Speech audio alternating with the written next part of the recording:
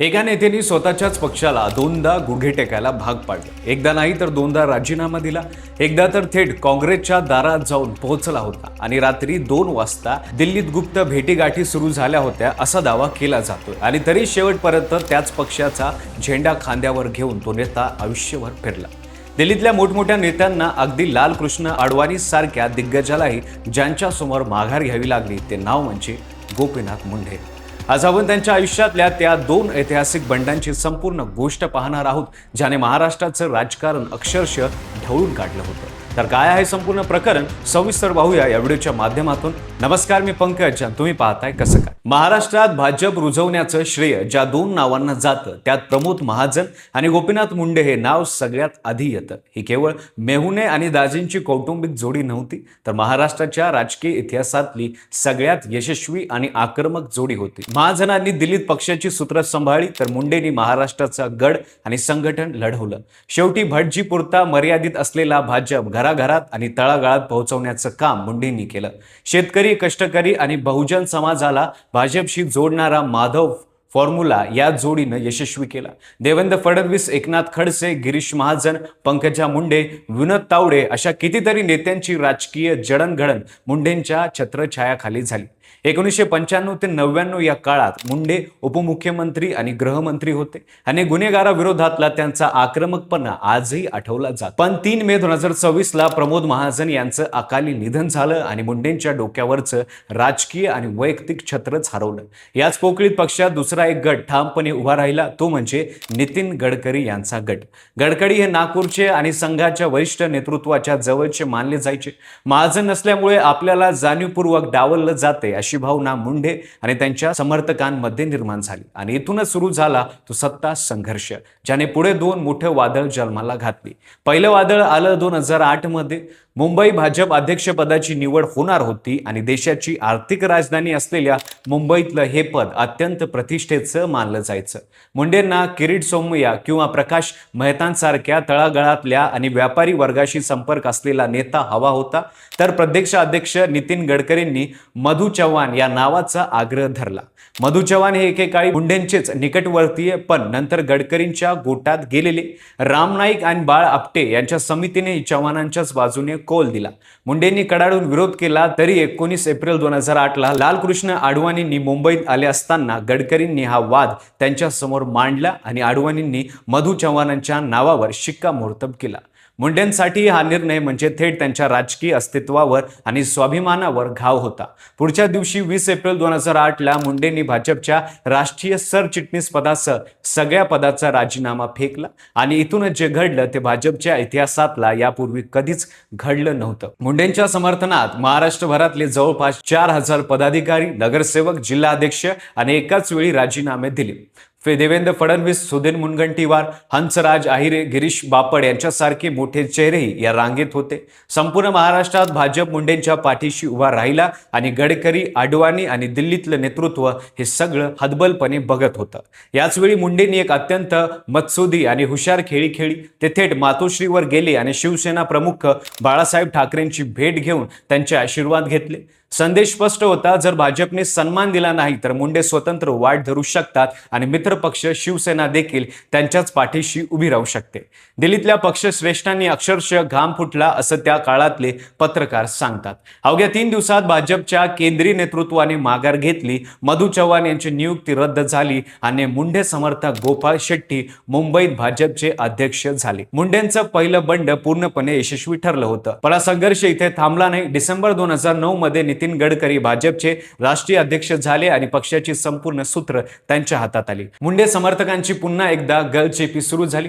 एका पाठोपाठ एक धक्के बसत गेले. पुणे भाजप अध्यक्ष पदावर मुंडे समर्थन योगेश गोगावले आणि यांना डावलून गडकरींनी आपले निष्ठावंत विकास मटकरी यांची नियुक्ती केली. विधान परिषदेत मुंडे समर्थक पांडुरंग फुटकर यांना हटवून विनोद तावडेंना विरोधी पक्षनेते पद देण्यात आलं आणि त्यात भर पडली ती उमा भारतीच्या भाजपच्या राष्ट्रीय पुनरागमनाची, ज्यामुळे मुंडेंना आपल्या ओबीसी चेहरा म्हणून असलेला प्रभाव जाणीवपूर्वक कमी केला जातोय अशी शंका आली. जून 2011 मध्ये मुंडेचा संयम पूर्णपणे सुटला। यावेळी त्यांनी फक्त राजीनामा दिला नाही तर पक्ष कायमचा सोडण्याचा गंभीर इशारा दिला आणि भाजप, शिवसेना, आरपीआयच्या संयुक्त बैठकांवर बहिष्कार टाकला। 13 आणि 14 जून 2011ला मुंडेंनी थेट विरोधी गोट्यातल्या नेत्यांच्या भेटी घ्यायला सुरुवात केली। काँग्रेसचे केंद्रीय मंत्री विलासराव देशमुख आणि राष्ट्रवादीचे ज्येष्ठ ओबीसी नेते छगन भुजबळ यांची त्यांनी भेट घेतली। दिल्लीच्या वर्तुळात बातम्या पसरल्या की मुंडेंच्या प्रतिनिधींनी सोनिया गांधीचे राजकीय सल्लागार अहमद पटेल आणि प्रणव मुखर्जींशी गुप्त वाटाघाटी केल्या आहेत। मुंडे पत्रकारांना फक्त एवढंच सांगत होते, मला भेटायला जे येतात त्यांना मी भेटतो, माझे पत्ते योग्य वेळी उघड करते। तत्कालीन मुख्यमंत्री पृथ्वीराज चव्हाण यांनी नंतर याबद्दल एक महत्त्वाचा खुलासा दिला होता। त्यांच्या मते मुंडे खरोखरच भाजप सोडवण्याच्या मनस्थितीत होते आणि काँग्रेसमधल्या एका मोठ्या गटाला वाटत होतं की मुंडेसारखा बडा बहुजन नेता आपल्याकडे आला तर महाराष्ट्रात भाजपचा कणाच मोडेल। मुंडे रात्री 2 वाजता दिल्लीत गुप्तपणे चव्हाणांना भेटले। कोणालाही सुगावा लागू नये म्हणून चव्हाण महाराष्ट्र सदनाऐवजी एका हॉटेलमध्ये राहिले होते। मुंडेंची एकच अट होती, खासदारकीचा राजीनामा देऊन पोटनिवडणूक लढवायची, त्या बदल्यात केंद्रात मंत्रिपद हवं। सोनिया गांधींनी अहमद पटेलांशी चर्चा करून यासाठी हिरवा कंदील दिला होता, पण चव्हाणांनी हा निर्णय पंतप्रधान मनमोहन सिंग यांना न विचारताच पुढे नेला। जेव्हा त्यांनी सिंग यांना गोष्ट सांगितली तेव्हा पंतप्रधान प्रचंड संतापले। विरोधी पक्षाच्या नेत्याला लाच दिल्यासारखं मंत्रिपद देणं चुकीचं आहे आणि मित्रमंडळ ठरवण्याचा अधिकार पक्षाध्यक्षांचा नाही तर पंतप्रधानाचा असतो, असं म्हणत त्यांनी ही योजना साफ नकारली। चव्हाणांना अखेर माघार घ्यावी लागली आणि जड अंतकरणाने मुंडेंना सगळं सांगायला लागलं।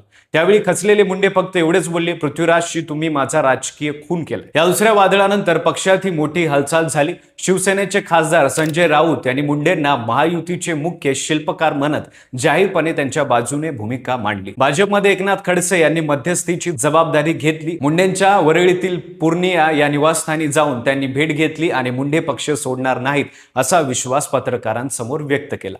अडवाणी आणि व्यंकय्या नायडू यांनी स्वतः पुढाकार घेत चर्चा सुरू केली आणि संघाच्या वरिष्ठ नेत्यांनीही पडद्यामागून मध्यस्थी केली। अखेर काही महत्त्वाच्या अटींवर तडजोड झाली।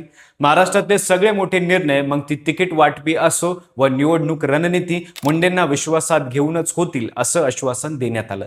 त्यांना पक्षाचा राष्ट्रीय ओबीसी चेहरा मानलं जाईल हेही स्पष्ट करण्यात आलं।